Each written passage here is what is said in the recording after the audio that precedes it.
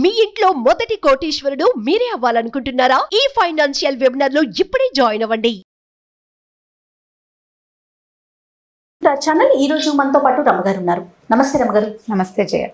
రమగారు, అంతః సౌందర్యం బాహ్య సౌందర్యం, పైపై మేగులు లోపల అందం, ఈ రెండు పదాలు జాగ్రత్తగా నేర్చుకున్నావా జయ? లేదు రమగారు, నేను తెలుగు న్యూస్ ప్రెజెంటర్ని కాబట్టి కొన్ని పదాలు అంటే మీ అంతగా మాట్లాడలేకపోయినా బట్ బాగా మాట్లాడతాను. అయితే ఈ విషయానికి వచ్చేసరికి ఎలా చూడాలి? అందరికీ తెలిసిన విషయం, అందరూ చక్కగా చెప్పేస్తాం. మనము ముసలోళ్ళం అయిపోతాము, ఇప్పుడున్నంతగా రేపు పెద్దవాళ్ళమైనాక ఈ అందం ఉండదు, చెప్పడానికి బాగుంటుంది. బట్ కానీ ఆచరణలో ఎంతవరకు చూస్తున్నాము మనం? అంతః సౌందర్యాన్ని చూస్తున్నామా, బాహ్య సౌందర్యాన్ని చూస్తున్నామా? ఒక్కసారి క్వశ్చన్ మార్క్ ఎవరికి వారం వేసుకుంటే మనకే అర్థమైపోతుంది. ఏమంటారు మీరు? అంటే ఇప్పుడు ఎవరైనా ఎవరితోటైనా మొదట పెళ్లి చేసుకోవడానికో, స్నేహం చేయడానికో, కలిసి ఉండటానికో, కలిసి పని చేయడానికో తాత్కాలికంగా అవతల వాళ్ళ ప్రజెంటేషన్ లేదా ఫస్ట్ లుక్ చాలా ఇంపార్టెంట్, చాలా ముఖ్యమైనది. ఇప్పుడు వ్యక్తిని చూస్తాం, ఆయన సాధారణంగా ఉన్నారనుకో, ఏమి మరీ నేమిటి ఇలా ఉన్నాడు, డల్గా ఉన్నాడు అలా అనిపించవచ్చు. వాళ్ళతో మాట్లాడాక, వాళ్ళతో కలిసి పనిచేయటం మొదలుపెట్టాక వాళ్ళ లోపల ఉన్న అద్భుతమైన క్వాలిటీస్ ఏమైనా మనకి అర్థమైతే అప్పుడు ఈ ముందు ఉన్న ఈ వాళ్ళని ఫస్ట్ లుక్లో మనకి కలిగిన ఇంప్రెషన్ మెల్లిమెల్లిగా పలచబడిపోతుంది. దానికి పెద్ద ఇంపార్టెన్స్ ఏమి ఉండదు. అయితే ఏంటంటే కానీ మొట్టమొదట వ్యక్తులు ముఖాలనే చూస్తారు, బట్టలనే చూస్తారు, ఎవరైనా లోక సహజంగా జరిగేది. అయితే వాళ్ళతోటి ప్రయాణించేటప్పుడు జీవితంలో ముందుకెళ్తుంటే అప్పుడు ఈ బట్టలు కానీ లేకపోతే ముఖ సౌందర్యం కానీ చర్మ సౌందర్యం కానీ ఏది ప్రయారిటీనో మనకు తెలుస్తూ ఉంటుంది. అంతేనా? అంతే. ఇప్పుడు ఈ వ్యక్తి విషయంలో ఇది మళ్ళీ మనం ఇంకొక కొత్త మనిషిని కలిసినప్పుడు మళ్ళీ వాళ్ళ ఫస్ట్ లుక్కే ఇంపార్టెన్స్ ఉంటుంది. అది చాలా సహజమైనది. ఇది కరెక్ట్ కాదు అని చెప్పకూడదు, చెప్పలేం కూడా. మనం మొదటి ఇంప్రెషన్ ఒకటి కలగాలి కదా, ఫస్ట్ ఇంప్రెషన్ ఒకటి కలగాలి. కలిగిన తర్వాత వేరే ఎంత కాదు అన్నా మనందరం కూడా జనరల్ గా చూసేదే అది, మనుషులు చూసేదే అది. అయితే ఏంటంటే చాలా కొద్ది మంది వేటికి ఇంపార్టెన్స్ ఇవ్వకుండా ఉండే మనస్తత్వాన్ని కలిగి ఉంటారు. వాళ్ళది ఒరిజినల్ గా వాళ్ళ తీరది. వాళ్ళు బాహ్య సౌందర్యానికి ఏ ఇంపార్టెన్స్ ఇవ్వరు. చాలా కొద్ది మంది ఉంటారు. వాళ్ళకు కూడా తమ ప్రెజెన్స్ మీద పెద్ద ఆసక్తి ఉండదు, ఎలాగోలాగా ఉంటూ ఉంటారు. ఇప్పుడు మనం చక్కగా అలంకరించుకుని నీట్ గా మనం చక్కగా ఉండి ఇలాంటి మాటలు మాట్లాడేవనుకో, మీరు మాత్రం బాగా తయారవుతున్నారు కదా అని అనిపిస్తుంది. ఇది ముందుకెళ్తుంటే మనం సౌందర్యానికి ఇంపార్టెన్స్ ఇవ్వాలా అక్కర్లేదా అనేది తెలుస్తుంది. సాధారణంగా మనం అవతల వాళ్ళ సౌందర్యం పట్ల మనకి ఆసక్తి, అభిరుచి, అభినివేశం, దాని మీద ఇంట్రెస్ట్ ఎప్పుడు ఉంటాయి? జీవిత భాగస్వాముల పట్ల, భార్య పట్ల కానీ భర్త పట్ల కానీ, అప్పుడప్పుడు కొలీగ్స్ వల్ల కూడా. ఇప్పుడు మన అమ్మ సౌందర్యం మన ఏ రకంగా అయినా ఇంప్రెస్ చేస్తుందా? అమ్మ ఎలా ఉన్నా అమ్మలు అందంగానే ఉంటారు. మా నాన్న ఎలా ఉన్నా వాడు బాగానే ఉంటుంది. మా చిన్నప్పుడు నెత్తి నిండా జుట్టుండి చక్కటి క్రాఫింగ్ ఉండి మన చేయి పుచ్చుకుని తీసుకెళ్ళిన నాన్న మనం కాస్త పెద్ద అయ్యేసరికల్లా జుట్టు ఊడిపోయి, పళ్ళు కొంచెం లూజ్ అయిపోయి, కళ్ళజోడు వచ్చేసి వీక్గా డల్గా అయినా కూడా మన నాన్న మనకి హీరోలాగానే ఉంటాడు. అక్కడ సౌందర్యం పాయింటే లేదు. ఇప్పుడు కొత్తగా పెళ్లి చేసుకోబోయే వాళ్ళకి బాహ్య సౌందర్యానికి ఇంపార్టెన్స్ ఇవ్వద్దని ఎలా చెప్తాం? చెప్పలేం కదా, అసలు చెప్పలేకపోతాం. అక్కడ మాట్లాడకూడని మాట మనం ఏం చెప్పొచ్చు అలాంటి సందర్భాల్లో? అబ్బాయి చూడడానికి సామాన్యంగా ఉన్నాడు కానీ బుద్ధిమంతుడు, మంచి ఉద్యోగం, బాగా చదువుకున్నాడు, వీళ్ళ ఫ్యామిలీ అంతా ఆదర్శవంతులు, కట్నాలు అవి ఆశించరు, గుడ్ బాయ్, అందాన్ని కొడుకు తింటామా అని ఇలాంటి అవన్నీ తర్వాత డైలాగులు. మనం ఇలా ఇంప్రెస్ చేస్తే ఈ మిగిలిన సద్గుణాల వల్ల ఈ బ్యూటీగా చక్కగా అందంగా ఉండటం అనే క్వాలిటీ కొంచెం కాస్త దాని మీద పక్కకు పెట్టచ్చు. కాకపోతే అసలు ఇంపార్టెన్స్ ఇవ్వద్దు, అబ్బాయి ఎలా ఉన్నా సరే అని అనకూడదు, అనలేం కూడా. ఒక చందమామ కథ ఉంది, చెప్దాం చూడండి. కథ కూడా ఇంట్రెస్టింగ్గా ఉంటుంది. కోసల దేశానికి ఒక యువరాజు ఉన్నాడట. ఆయన పేరు సోమదత్తుడు. ఆయన అస్సలు బాగుండేవాడు కాదు, అందగాడు అంటారు కదా, పరమ సామాన్యం, చిన్న కురూపితనం కూడా ఉంది, నలుపు, చాలా డల్గా, అసలు ముక్కు మొహం బాగుండేవి కాదు. ఒక చిన్న కన్ను మెల్ల కూడా కొద్దిగా చిన్న మెల్ల బాగా పరకాయించి చూస్తే మెల్ల కూడా కనపడేది. కానీ ఆయనకి ఎంత అత్యద్భుతమైన కవిత్వమో చెప్తాడట అతను. పెయింటింగ్స్, బొమ్మలు గిమ్మలు బ్రహ్మాండంగా వేస్తాడు, బాగా చదువుకున్నాడు, మంచి యుద్ధ నైపుణ్యం ఉంది, సమస్తమైన విద్యలు ఉన్నాయి.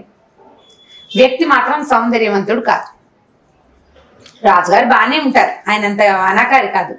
మరి ఎలా ఇలా అయ్యిందో కానీ ఇతను చాలా సామాన్యంగా అనాకారిగా అనిపించేటట్టుగానే ఉండేవాడు. ఇతని స్నేహితులందరూ అతన్ని చాలా ప్రేమించేవాళ్ళు, ఎంతో ప్రీతిగా ఉండేవాళ్ళు. పెళ్లి సంబంధాలు చూశారు, పెద్దవాడు అయ్యేసరికి అలా అందరు పెళ్లి చేసుకుని నా కురూపిని నన్ను ఎవరు వాళ్ళని వరించి వలసి వస్తారు, ఎవరో ఒకళ్ళు నన్ను వరించాలి కదా, ఎవరు వరిస్తారు నన్ను అని అతను వివాహానికి సుముఖుడుగా ఉండేవాడు కాదు. స్నేహితులు అనేవాడు నీలాంటి ఉత్తమోత్తముడైన భర్త దొరకడానికి ఆడపిల్లలు బంగారు పూలతో పూజ చేసుకోవాలో, నువ్వు చాలా గొప్పవాడు అంటే గొప్ప ఇంకోటో కన్యావరైతే రూపం అన్నారు. కన్యకి రూపమే కావాలి, కన్యకి రూపమే కావాలి. మన అమ్మాయి అబ్బాయిని చూసి పెళ్లి చేసుకోవాలంటే ఏదో రకంగా అమ్మాయికి నచ్చద్దు. అవును, క్వాలిటీలు తర్వాత తెలుస్తాయి, ముందు తెలిసేది రూపమే కదా. దాంతో అతను పెద్దగా ఇష్టపడలేదు. అయితే ఏం చేశాడు, ఎంతసేపు నాన్న అమ్మ పెళ్లి అనేవాళ్ళు, ఫ్రెండ్స్ అందరూ పెళ్లి అనేవాళ్ళు. అయితే ఈయనకి చాలా వస్తువులు చేయటాలు అవన్నీ వచ్చు కదా. అయితే ఈయన ఏం చేశాడంటే మట్టితోటి ఒక చక్కటి అందమైన రూపం ఉన్న అమ్మాయిని తయారు చేశాడు, బొమ్మని. ఇలా ఉన్న అమ్మాయి ఎవరన్నా దొరికితే చేసుకుంటానని చెప్పాడట. చెప్పేసరికల్లా ఏమైంది, ఈ రాజుగారు కొడుక్కి నిజంగానే ఇలాంటి ఊహ ఉందనుకుని ఆ బొమ్మ లాంటి రూపాన్ని ఒక పెయింటర్ తోటి పెయింట్ చేయించారు. ఒక పిక్చర్, బొమ్మను పంపించలేరు కదా, ఈ పిక్చర్ ని కొంతమంది దూతల చేతికిచ్చి ఏ రాజ్యంలో అయినా ఇలాంటి పిల్ల ఉందేమో వెతకమని పంపారు. సీరియస్ గా వెతికేశారు వాళ్ళు. ఈ వెతికేసరికల్లా వీళ్ళకి కొంచెం దూరంలో ఉన్న కౌశాంబి నగర రాజుగారికి 7 కుమార్తెలు ఉన్నారట. అందులో పెద్ద అమ్మాయి ప్రభావతి అచ్చు ఈ పిక్చర్ లో లాగానే ఉంటుంది. ఓకే, ఇతను మట్టితోటి చేశాడు కదా, బొమ్మ కొంచెం మట్టి రంగులో ఉంది. పెయింటర్ వేసినప్పుడు మట్టి రంగుతోటి వేయలే, రాజకుమారి సహజంగా ఏ బంగారపు రంగో ఉండొచ్చని చక్కగా పచ్చగా మెరుగులు దిద్ది అందమైన పిక్చరే వేశాడు. ముక్కు మొహం సేమే, రంగు మంచి బ్రైట్ కలర్. సరే ఈ ప్రభావతి అనేసరికల్లా వాళ్ళు ఏం చేశారు, ఈ ఫలానా రాజుగారి అమ్మాయి కౌశాంబి నగరంలో ఉన్న రాజుగారి అమ్మాయి చక్కగా ఉంటుంది, చాలా బాగుందని రాజు చెప్పారు. చెప్పేసరికల్లా ఈయన నీవు కోరుకున్న అమ్మాయే ఫలానా చోట ఉంది, ఆ పిల్లని చేసుకోమని కొడుకుని ఒప్పించడానికి ట్రై చేశారు రాజుగారు. ఇతను అన్నాడు, రాజుగారు అబ్బాయి అది కాదండి, ఇప్పుడు నన్ను రేపు పొద్దున వచ్చాక నాకు అమ్మాయి అంటే ఇష్టం, వచ్చాక నా మొహం చూసి అది చేసుకుంటుందో ఉంటానంటుందో ఉండనంటుందో అప్పుడు ఏం చెయ్యాలి అనేసరికల్లా రాజుగారు అన్నాడు, ఓ పని చేద్దాం, మన ఆచారం ప్రకారం అమ్మాయి పెళ్లి కూతురు పెళ్లి కొడుకుని చూసే పద్ధతి లేదు, కత్తికి బాస్కం కట్టించి పంపిస్తాం, కత్తికిచ్చి పిల్లని పెళ్లి చేస్తారు, ఇక్కడికి వస్తుంది, పగటి పూట నువ్వు కనపడద్దు, అసలు మీ అంతఃపురంలో దీపాలు లేకుండా చేస్తాను నేను అని చెప్పాడు. సరే ఒప్పుకున్నాడు. ఈయన కూడా తను చేసిన బొమ్మ లాంటి అమ్మాయి ఉందనేసరికి ఒక ఉత్సాహం కలిగింది. యువకుడు కదా పాపం, 26-25 ఏళ్ళు ఉన్నాయి, ఆ సహజమే ఆ వయసుకి. సరే ఒప్పుకున్నాడు. ఒప్పుకున్నాక ఇతనికి 6-7 స్నేహితులు ఉన్నారు కదా, వాళ్ళందరూ సంతోషించారు. ఇతను ఊహలో ఉన్న లాంటి సేమ్గా ఉన్న అమ్మాయి దొరికినందుకు అందరూ బాగా ఉత్సాహపడ్డారు. పెళ్లి వివాహం వేడుకగా జరిపింది. వాళ్ళు కూడా ఈ రాజుగారి అబ్బాయికి కోసల దేశపు రాజకుమారుడికి ఇవ్వడానికి వాళ్ళకి ఉత్సాహంగానే ఉంది. పెళ్లి అయిపోయింది, రాజకుమార్తెను పంపేశారు. సరే రోజు రాత్రిపూట సాయంకాలం అయ్యేసరికల్లా వీళ్ళు అంతఃపురంలో దీపాలు ఉండేవి కాదు. ఈయన పోయేవాడు లోపలికి, ఇద్దరు చక్కగా కబుర్లు చెప్పుకునేవాడు. ఇతను చాలా చక్కగా పాట పాడేవాడు, ఫ్లూట్ వాయించేవాడు, వీణ వాయించేవాడు. ఆయనకి ఎన్నో విద్యలు వచ్చు, చాలా బాగా మాట్లాడేవాడు, చక్కటి మధురమైన కంఠస్వరం. మరి ఇన్ని క్వాలిటీస్ ఉన్నవాడిని అత్యద్భుతంగా ఉంటాడని అమ్మాయి ఊహించి ఎంతసేపు రోజు నేను ఎప్పుడు చూస్తాను నేనంటే ఏ పగలు అతను కనపడేవాడు కాదు అమ్మాయికి. రాత్రిపూట మాత్రం వచ్చి సాయంకాలం నుంచి తెల్లవారేదాకా భార్య దగ్గరే ఉండేవాడు, బాగా కబుర్లు చెప్పుకునేవాళ్ళు, కలిసి ఉండేవాడు. అయితే ఈ అమ్మాయికి ఎలాగైనా భర్తను చూడాలని కోరిక కలిగేసరికల్లా ఏమైంది, రోజులు గడుస్తుండేసరికల్లా కొన్నాళ్ళు పోయాక బయటపడతాయి. 1 సంవత్సరం తర్వాత ఏమైందట, ఒక దాసి సామంచాయిగా కొంచెం సామాన్యంగా ఉందట, పనిచేసే అమ్మాయి. ఈ అమ్మాయి ఏం చేసిందంటే ఏదో మంచినీళ్ళు ఏదో పట్టుకొస్తే ఎవరే నువ్వు కొత్తగా వచ్చావా, నువ్వెందుకు వచ్చావు, అమ్మాయి చారుమతి ఏది అని అడిగింది. అడిగేసరికి చారుమతి రాలేదండి అని చెప్పి గ్లాస్ మంచినీళ్ళు అందించేసరికి ఆ అమ్మాయి చేతులు అవి నల్లగా ఉన్నాయి. చేతులు సామంచాయిగా ఉన్న అమ్మాయి చేతులు, మొహం సామంచాయిగా ఉందనుకో, చేతులు సామంచాయిగా ఉండవు, ఇంకొక రవ్వ డార్క్ గా ఉండేందుకు అవకాశం. ఈ చెయ్యి చాపి గ్లాస్ అందించేసరికి చెయ్యి చూస్తే ఈ అమ్మాయికి నచ్చక చాలా చీదరించుకుంది. ఈ దాసి వెళ్ళిపోతూ ఆ మొగుడుతోటి ఎలా ఉంటుందో ఈవిడే అనుకుంది.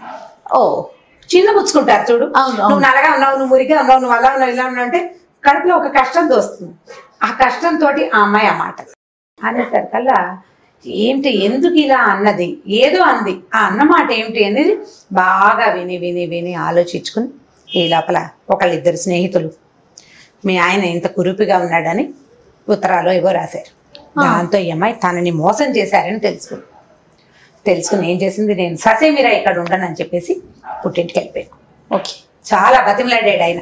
అతను వచ్చి, నేను నీతోటి మాట్లాడను, నువ్వు నన్ను మోసం చేసావు, ఇప్పుడు కూడా నన్ను ఒప్పించడానికి నువ్వు రాత్రి పుట్టే వచ్చావు కానీ పగలు నీ వికారమైన రూపాన్ని నాకు చూపించడానికి రాలేదు, నేను నీతోటి ఉండను, మీరు నన్ను మోసం చేశారు, నువ్వు మీ నాన్న ఈ ప్రజలు అందరూ మోసం చేసినట్టే, ఈ కౌసల దేశపు ప్రజ అంతా నన్ను మోసం చేసింది అని చెప్పి అమ్మాయి కాస్త పుట్టింటికి వెళ్ళిపోయింది, బట్టలు సర్దుకుని వెళ్ళిపోయింది. ఇప్పుడు ఈ అమ్మాయిని వెనక్కి తెచ్చుకోవాలి. ఈయన ఏం చేస్తాడు, ఇక సరే ఆ ఊరు వెళ్ళాడు. ఆయన కూడా ఇక తండ్రికి ఏం చెప్పాడంటే, భార్యని తీసుకుని వచ్చాకే వస్తాను, అప్పటిదాకా నేను రానన్నాడు. వెళ్ళాడు ఆ ఊరు. వెళ్ళి ఏం చేశాడు, ఒక కుండలు చేసే వాళ్ళ ఇంట్లో ఉన్నాడట. రాజుగారు అల్లుడుగా వెళ్ళల, ఈ అమ్మాయి పెద్ద అమ్మాయి కదా, తర్వాత ఇంకా 6 ఆడపిల్లలు ఉన్నారు రాజుగారికి, ఇంకా అంతఃపురానికి వెళ్ళలేదు. ఇప్పుడు అమ్మాయి ఎగనెస్ట్ గా ఉంది, అక్కడికి వెళ్తే వాళ్ళు మర్యాద ఇస్తారో ఎవరో తెలియదు. అందుకని ఏం చేశాడు, ఒక కుండలు చేసే ఒక పేదరాజు పెద్దమ్మ ఇంట్లో బస చేశాడు. వాళ్ళ ఇంట్లో పక్కనే కుమారి ఆవ ఉంది. ఇతను ఏం చేశాడంటే ఆ ఒక కుండని చక్కటి బొమ్మలు వేసి కుండల మీద కొన్ని కుండల మీద ఈ రాజుగారి అమ్మాయిలకి బహుమతిగా ఇవ్వమని ఇచ్చాడట. అందరికి తలా ఒక కుండ పెయింట్ చేసిన కుండలు ఇస్తే ఆ కుండలు చాలా సంతోషించారు. అందరికి ఎంత బాగుంది, ఈ ప్రతిమలు ఎంత బాగా చేశారు, ఈ కుండ మీద ఒక బొమ్మ వేసింది అనమాట, ఎంతో బాగున్నాయని సంతోషించారు. ఈ ప్రభావతి దేవి మాత్రం ఆ బొమ్మ తనని పోలి ఉన్నదని తెలుసుకుంది. దాని మీద వేసిన బొమ్మలు ఈవిడివి.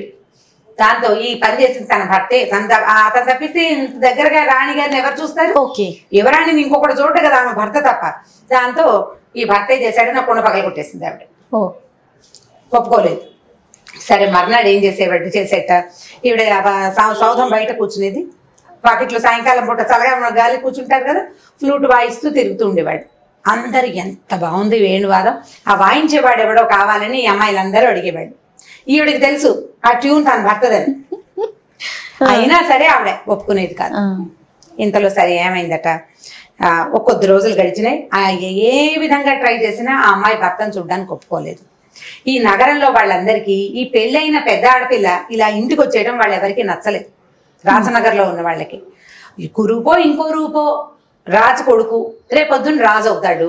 ఇలా ఇల్లు బట్టి ఆడపిల్లలు వచ్చేస్తే ఇంకా వెనకాల ఉన్న వాళ్ళు ఏం నేర్చుకుంటారు? ఒక బ్యాడ్ ఎగ్జాంపుల్ కదా పెద్దమ్మాయి వచ్చేయడం. వాళ్ళల్లో ఎవరికి పెద్దగా నచ్చేది కాదు. సరే ఏం చేశారట, మిగిలిన అమ్మాయిలకి ఏదో పెళ్లి సంబంధాలు చూస్తుంటే ఈ రాజుగారికి 6 రాజుల దగ్గర నుంచి ఉత్తరాలు వచ్చినాయట. మీ అమ్మాయి పెళ్లి వదిలిపెట్టుకుని వచ్చిందిట, ఆ పిల్లని మాకిచ్చి పెళ్లి చేయండి అని. ఇప్పుడు ఒకళ్ళు అడిగారు గోపోని ఓ రకం, 6 అడిగితే ఈయన ఏం చేశాడు, అందరికీ ఉత్తరాలు రాశాడు. మా అమ్మాయి ఇంకా వచ్చింది కానీ మేమేం విడాకులు అవి ఏం ప్లాన్ చేయలేదు, మేమేం పెళ్లి ప్లాన్ చేసుకోలేదని ఉత్తరాలు రాశాడు. రాసేసరికల్లా 6 అదేమిటి మీ అమ్మాయి వచ్చేసిందంటే వచ్చేసినట్టే, ఇంకా మీ పిల్లని మాకిస్తావా, మాతో యుద్ధం చేస్తావా, పట్టు మేము వచ్చేస్తున్నామని 6 దండెత్తి వచ్చేసారు. అయ్యో. ఈ 6 దండెత్తి వచ్చేసరికల్లా రాచనగరం అంతా అట్టుడికిపోయింది. ఇప్పుడు ఏం చేయాలి, ఒక్క పిల్లని 6కి ఎలా ఇస్తారు? పోనీ ఎవడో ఒకడైతే ఇచ్చే పని, వీటితో గొడవ పడలేక. ఇప్పుడు ఏం చేయాలి? అయితే ఈ రాచనగర్లో ఉన్న మంత్రులు 5 మంత్రులు ఉన్నారు, ఆయన గట్టివాడు. వాళ్ళ నాతో ఏముందంటే, ఈ ప్రభావతి ఎలాగో కొంప తీసేసింది మంది వృధాగా, వాళ్ళ దగ్గర మన పేరు పోయింది, ఈ పిల్లని 6 ముక్కలు చేసి ఒక ముక్క ఒక్కొక్కడికి ఇచ్చి పంపిద్దాము అని చెప్పారు. చెప్పేసరికల్లా మిగిలిన వాళ్ళంతా ఎస్ అన్నారు. అయ్యో, మరి ఇంకేం చేస్తాం, ఈ 6తో యుద్ధం చేస్తే దేశం అల్లకల్లోలం అయిపోతుంది. దేశం ముఖ్యమా, రాజుగారి అమ్మాయి ముఖ్యమా? దేశమే ముఖ్యం కదా. దేశమే ముఖ్యం. ఇప్పుడు ఈ 6 రాజులు వచ్చి ఈ దేశంలో పడితే మొత్తం అంతా తలకిందులైపోతుంది. అయ్యేసరికల్లా ఇతను అది అక్కడెక్కడే తిరుగుతున్నాడు కదా, ఈ రాజనగరం అంతా అట్టుడిపోతుంది, ప్రభావతి దేవిని 6 ముక్కలు చేస్తున్నారు అని. అతను పరిగెత్తుకొచ్చేసాడు లోపలికి. నేను ఒప్పుకోను, ఆ అమ్మాయికి ఇష్టమో కాదో కనుక్కోవాలి మొదటిది, ఆ అమ్మాయి భర్త ఒప్పుకోవాలి రెండోది, లేకపోతే మీరే కొట్లాడాలి, మా పిల్లని మేము ఇలా చెయ్యము, మేము ఇవ్వం మీకని. ఇదేవి కాకుండా ముక్కలు చేయటం ఏమిటి అనే సరికల్, నువ్వెవడెవరా కుండలు చేసుకునేవాడు, మధ్యలోకి వచ్చి మాట్లాడదా, నేను కుండలు చేసుకునేవాడిని కాను, ఈ రాజుగారి పెద్దల్లుండి ఈ ప్రభావతి భర్త నేను, నా పెళ్ళాం కోసం ఎవడో వస్తే నేను ఎందుకు ఊరుకుంటాను, మీ మొత్తం ఉన్న జనాన్నంతా పంపించండి, నేను వీళ్ళ సంగతి చూస్తానని ఈ మొత్తం సైన్యాన్ని అంతా వేసుకుని వెళ్ళిపోయాడు అతను యుద్ధానికి. ఊరంతా చెప్పుకున్నారు, వదిలేసి వచ్చిన పెళ్ళాం కోసం యుద్ధానికి వెళ్తున్నాడు, వీడెవడరా ఎంత గొప్పవాడని బాగా చెప్పుకున్నారట మంచిగా. మరి గొప్ప మాట కదా. ఆ అమ్మాయి ఏమో ఆయన అవమానించి వచ్చేసింది, ఇక్కడ ఎన్ని బహుమతులు పంపించినా నేలకేసి కొడుతుంది, పోట్లాడుతుంది, నేను నీతో రానంటుంది. అతను కురువు పని ఈ రాజ్యం అంతా ప్రచారం చేసింది. అతను కురూపి, నేను అందుకే వదిలిపెట్టి వచ్చానని. అలాంటి భార్య కోసం ఒకడు ఈ యుద్ధానికి శాసిస్తున్నాడు, పైగా ఒకడు కాదు 6 రాజులతో. దాంతో ప్రజలంతా ఎంత గొప్ప ఇల్లు దొరికాడు, అసలు రూపానికి ఏమి ఇంపార్టెన్స్, ఎంత అత్యద్భుతమైన వ్యక్తిత్వం ఇతను. భార్యని ఇంకొకటి అడగటం ఏమిటని లేచాడంటే ఎంత వీరాది వీరుడు అని బాగా చెప్పుకున్నారు. ఈ అమ్మాయి కూర్చొని అడగటం మొదలుపెట్టి, అయ్యో నా భర్త ఇప్పుడు యుద్ధానికి వెళ్ళి ఏమైపోతాడు అని కచ్చే పట్టలేకపోయింది అనమాట అమ్మాయి. సరే ముందంతా కోపం వచ్చింది, ఇప్పుడు దుఃఖంగా ఉంది. ఈయన యుద్ధానికి వెళ్ళేసరికల్లా వచ్చిన 6 ఇతని ఫ్రెండ్స్, వీళ్ళు ఎప్పుడైతే ఈ రాజకుమార్తె ఇతను వదిలిపెట్టి వచ్చేసిందో వాళ్ళు అవమానపడ్డారు. ఇంత గొప్ప వ్యక్తిత్వం ఉన్న వ్యక్తిని ఈ వదిలిపెట్టి వెళ్ళటం ఏంటి, వదిలిపెట్టి వెళ్తే వాళ్ళ అమ్మ నాన్న 2 లెంపకాయలు వాయించి పుట్టిన అత్తారింటి పంపకుండా ఆ అమ్మాయిని ఇంట్లో అట్ట పెట్టుకున్నారు అన్న కోపంతో వాళ్ళంతా దండయాత్రకు వచ్చారు. ఇతను వెళ్ళేసరికి వాళ్ళంతా, అదేంటి నీ భార్య నిన్ను ఒప్పుకుందా అంటే, ఒప్పుకున్నా ఒప్పుకోపోయినా నా భార్య నేను వదిలిపెట్టను, ఇలాంటి వ్యక్తిత్వం ఉన్నవాడిని ఎలా వదిలిపెట్టుకొచ్చింది ఆవిడని ఆశ్చర్యపోయారు. 6 రాజకుమారులు ఇతనితో పాటు వీళ్ళ మామగారింటికి వచ్చారు. వస్తే ఇతను ఏం చెప్పాడంటే, వీళ్ళు నా స్నేహితులే, మీ 6 అమ్మగారు ఇంకా 6 అమ్మాయిలు ఉన్నారు కదా, 6కి ఇచ్చి పెళ్లి చేయండి అని సలహా చెప్పి ఈ 6 ఫ్రెండ్స్కి 6 మరదలతోటి పెళ్లి చేశాడు. అయితే ఆ పెళ్లి రోజునట పెళ్లి కూతుళ్ళు అందరూ భర్తలను చూసుకుని సంతోషిస్తారు. అందరికంటే ఎక్కువ సంతోషించింది ప్రభావతి. ఓహో, ఇంత ప్రతిభ కలిగిన వాడు, అతను పెళ్లి సంబంధాలు కూడా మాట్లాడేసేయగలడు, ఏమైనా చేయగలడు. వీడికి అందం ఉంటే ఎంత, లేకపోతే ఎంత. అందం ఇవాళ ఉంటుంది, రేపు ఉండదు. వాళ్ళ నాన్న పాపం పదే చెప్పేట. నేను కూడా చిన్నప్పుడు ఇంకా బాగుండేవాడిని. 50 వృద్ధాప్యం వచ్చాక పోతుంది సౌందర్యం. ఎంత అందమైన వాళ్ళైనా వృద్ధాప్యం రాక మాందమ్మా, ఓ 10 సంవత్సరాలు పై మెరుగులు, ఆ తర్వాత ఇంకా ఉండదన్నా అమ్మాయి ఒప్పుకొని నన్ను మోసం చేశారు అన్న కోపంతో ఆ అమ్మాయిని దగ్గర ఉంచుకోవడానికి ఇంకో మార్గం లేదు కాబట్టి వాళ్ళు ఆ పని చేశారు. సో ప్రభావతి దేవి చాలా సింపుల్ గా భర్తతోటి మళ్ళీ అత్తారింటికి వెళ్ళిపోయింది. తర్వాత కౌసల దేశానికి అతను రాజు, ఈ అమ్మాయి రాణి అయిపోయారు. ఇప్పుడు బాహ్య సౌందర్యానికి మొదటి లుక్ లో ఖచ్చితమైన ఇంపార్టెన్స్ ఉంటుంది. సెకండ్ లుక్ నుంచి అంత సౌందర్యమే ఇంపార్టెన్స్. కాబట్టి ముందుగా అందంగా ఉన్నారని అబ్బాయిల వెనకాల అమ్మాయిల వెనకాల పడిపోకండి, ఫ్రెండ్షిప్ చేయండి. నా పాయింట్ అర్థం చేసుకోండి. వాళ్ళ లోపల సంగతి ఏమిటి అనేది తెలుసుకోండి. తోలు కాదు, దాని కింద ఉన్న బుద్ధి చూడాలని చెప్పేవాళ్ళు పెద్దవాళ్ళు. ఎర్రతోలు అందరికీ ఉంటుంది, లోపల బాగుండద్దు, లోపల బుద్ధి బాగుండాలి. కాబట్టి సౌందర్యానికి ఎక్కువ ఇంపార్టెన్స్ ఇవ్వండి. అమ్మయ్య, నేను ఎక్స్పెక్ట్ చేసిన పాయింట్ చెప్పారు గారు. తర్వాత ఈ నిజంగా ఈ కనపడే మెరుగంత మెరుపు లోపల ఉందా లేదా, ఒకవేళ లోపల లేకపోతే నిర్మోహమాటంగా నిరభ్యంతరంగా ఆ మనుషుల్ని వదిలిపెట్టేయండి, ఏం పర్వాలేదు. వాళ్ళతోటి వాళ్ళ సౌందర్యం కోసం కంటిన్యూ మాత్రం చేయొద్దు, వదిలేస్తే కొత్త సౌందర్యం దొరుకుతుంది మనకి. సూపర్. ఓకే, ఎస్, అంత సౌందర్యం అనేది చాలా అవసరం మనుషులకి. ఓకే రామ్ గారు, ఇంకొక స్టోరీతో మళ్ళీ కలుద్దాం. తప్పకుండా. నమస్తే. ఇక ఈ వీడియో కనుక మీకు నచ్చినట్లయితే లైక్ చేయండి, షేర్ చేయండి. మరిన్ని వీడియోస్ కోసం మా ఛానల్